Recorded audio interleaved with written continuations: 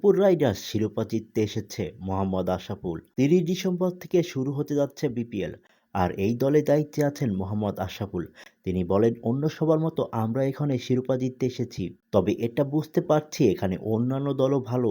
আমরা ভালো ক্রিকেট খেলতে চাই, শিরোপা জয়ের জন্য নিজেদের ১০০ ভাগ উজাড় করে দেব।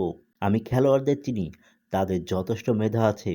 আমাদের সামর্থ্য অনুযায়ী খেলতে পারলে আমাদের হারানো খুব কঠিন হবে। শেষ চারে আমরা অবশ্যই জায়গা করে নিতে চাই।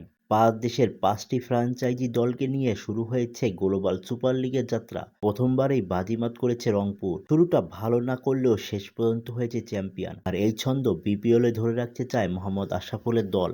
এবার রংপুর দেশি ক্রিকেটারদের পাশাপাশি বিদেশ থেকে নিয়ে আসছেন বড় তারকাদের। নুরুল হাসান সোহান, মেহেদী হাসানের সঙ্গে মাঠ মাতাবেন অ্যালেক্স হেলসলা। তবে তাদের জন্য রয়েছে দুর্ভাগ্য, চোটের কারণে বিপিএল এর শুরু থেকে থাকতে পারবেন না সৌম্য।